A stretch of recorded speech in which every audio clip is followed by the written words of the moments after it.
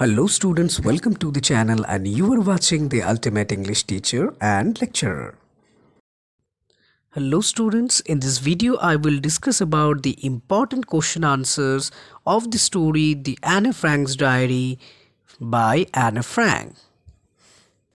Question 1. What makes writing in a diary a strange experience for Anne Frank? Answer. It was the first time Anne was writing in a diary. She felt that later no one would be interested in reading about the thoughts of a young girl. Both these facts made it a strange experience for her. Question number 2. Why does Anne want to keep a diary? Answer. Anne wanted to keep a diary and write it because she had a lot going on in her head. She had no friends with whom she could talk about such personal stuff. Thus she decided to maintain a diary. Question number 3. Why did Anne think she could confide more in her diary than in people? Answer. According to Anne Frank, paper has more patience than people. She chose to confide more in her diary because she felt there was no friend who could listen to her with enough patience. Question number 4. Why does Anne provide a brief sketch of her life? Answer. Anne feels it would be weird to just simply jot down facts without giving her background. In case someone might read it in future, he or she won't be able to understand vaguely stated facts. Thus she decided to provide a brief sketch of her life. Question number 5. What tells you that Anne loved her grandmother? Answer. The fact that Anne spent some part of her childhood with her grandmother is self-sufficient to imply connection between the two. Also, she explicitly mentioned in her diary that she misses her grandmother more than anyone is ever of is evident enough that she loved her grandmother. Question number 6. Why was Mr. Keesing annoyed with Anne? What did he ask her to do? Answer. Mr. Keesing, Anne's maths professor, was annoyed with her because she would not stop talking during his lectures, as a result of which he gave her assignments as punishments. Question number 7. How did Anne justify her being a chatterbox in her essay? Answer. Anne explained that she got this habit of speaking too much from her mother, mentioning that it was inherited.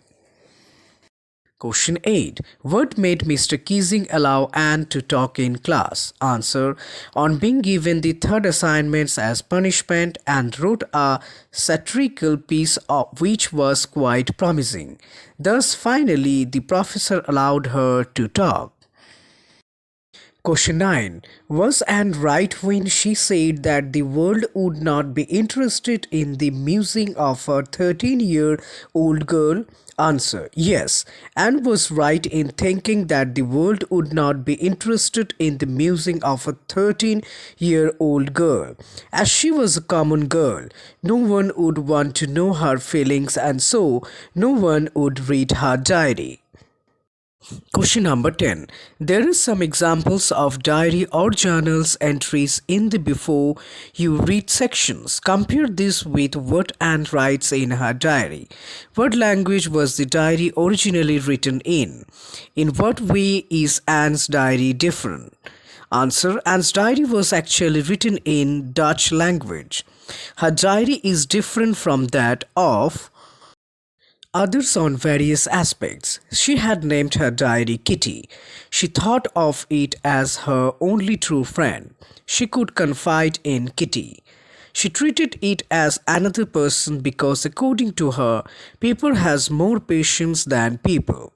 She started by writing Dearest Kitty and ended the account by writing Yours Anne. Question 11. Why does Anne need to give a brief sketch about her family? Does she treat Kitty as an insider or an outsider? Answer. Anne feels it would be weird to just simply jot down facts without giving her background.